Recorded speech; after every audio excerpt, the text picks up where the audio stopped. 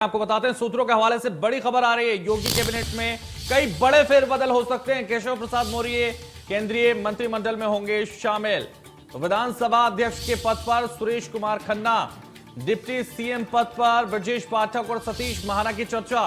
Doctor Dinesh Sharma को deputy CM नहीं बनाया जाएगा, यह भी सूत्रों के हवाले से खबर आ रही है। डिप्टी सीएम के लिए स्वतंत्र देव सिंह का नाम चर्चाओं में, लक्ष्मीकांत वाजपेयी को भी नाम लगातार चर्चाओं में है। तो कई नाम चर्चाओं में, बड़े फेरबदल हो सकते हैं। रजनीश लगातार हमारे साथ बने हुए। रजनीश, सूत्रों के हवाले से बड़ी खबर आ रही है कि कई नाम और चर्चाओं में हैं।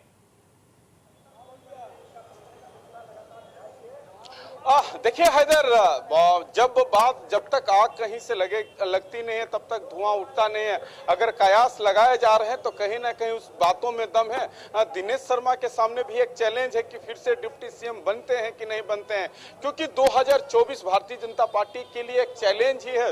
2022 का चुनाव हम मान सकते हैं कि सेमीफाइनल है। सेमीफाइनल में जनता ने भारतीय जनता पार्टी पे भरोसा जताया, लेकिन 2024 बड़ा चैलेंज है, जहां नरेंद्र मोदी को पुनः प्रधानमंत्री बनाना है। तभी संभव होगा जब उत्तर प्रदेश जीता जाए, क्योंकि सबसे बड़ा प्रदेश है, सबसे अधिक सीटें यहां से आती हैं, और ये वो तभी संभव है जब आपके साथ जाति समीकरण हो। मैंने चर्चा की आपसे, तो एक डिप्टी सीएम दलित को खाते में जा सकता है, क्योंकि जिस तरीके से बसपा से दलितों का मोह भंग हुआ है, कहीं ना कहीं भारतीय जनता पार्टी के लिए एक चुनौती है। तो इनको साधा जाए, इनको अपने पाले में किया जाए कि 2024 का लोकसभा का जो चुनाव होगा वो शानदार तरीके से जीत हो। 2014 का जो जादुई आंकड़ा हम लोगों ने छुआ था उसके करीब जाए, तो ये तो है। लेकिन जो आपने बिल्कुल, तो 2022 का जो चुनाव हुआ है, विधानसभा चुनाव, इसमें जो जीत मिली है भारतीय जनता पार्टी को, इसमें साफ तौर पर यह साबित हो गया कि जो वोट था बसपा का वो कहीं ना कहीं बीजेपी में ट्रांसफर हुआ है, और बड़ा संदेश देने की कोशिश की जाएगी। और बिल्कुल सही साबित हो सकती है आपकी ये बात कि बसपा में एक बड़ा संदेश देने के लिए किसी दलित को भी उप मुख्यमंत्री बनाया जा सकता है। ये बड़ा मैसेज कैबिनेट में दिया जा सकता है।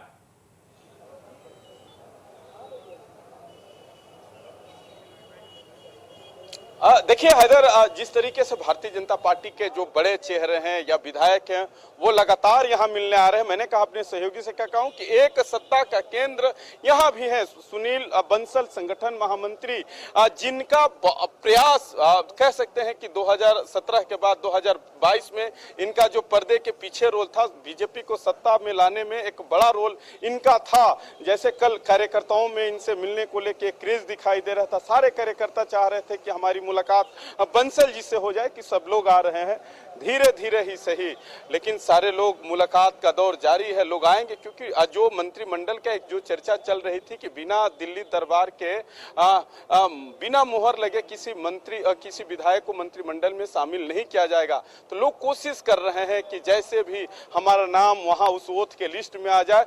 लेकिन एक बड़ी पार्टियां ये करती है, उनके पास एक समीकरण होता है कि कुछ सीटें जो कोटा होता है उनको छोड़ दिया जाता है। उसको छोड़ने के पीछे यह कारण होता है कि जब पार्लियामेंट का चुनाव होगा तो जातीय समीकरण के हिसाब से, जातीय गणित साधने के हिसाब से उनके जात को समय मंत्री बना के उनके जात में मैसेज देने की कोशिश होती है। कि ये तो तय है कि उत्तर प्रदेश में जितने मंत्रिमंडल के कोटे उसमें कुछ खाली सीटें छोड़ी जाएगी। 2024 के लोकसभा के पहले उसको भरा जाएगा, लेकिन एक मैसेज देने की कोशिश होगी। जो ये नया जो ओथ होने जा रहा है, इसमें जातीय समीकरण का, जातीय संतुलन का पूरा ख्याल रखा जाएगा। जी बिल्कुल, तो जातीय संतुलन का ख्याल रखते हुए ही आगे की रणनीति तय की जाएगी, क्योंकि रणनीति सिर्फ 2022 की नहीं है, बेहद महत्वपूर्ण है 2024, क्योंकि प्रधानमंत्री नरेंद्र मोदी को दोबारा प्रधानमंत्री बनाने की जो रणनीति होगी उसको अभी से सोच के चलना होगा। और यही लगातार प्रधानमंत्री भी कह रहे हैं कि 2022 का चुनाव ही 2024 की दिशा तय करेगा। और यह सबसे महत्वपूर्ण एक बयान है, एक संदेश है, और इस मैसेज के लिए काम करने की जरूरत होगी। और इसी को साधने के लिए चाहे दिल्ली हो, चाहे संघ हो, चाहे उत्तर प्रदेश हो, पूरी रणनीति को साधा जाएगा अब इस कैबिनेट की बैठक में। और कैबिनेट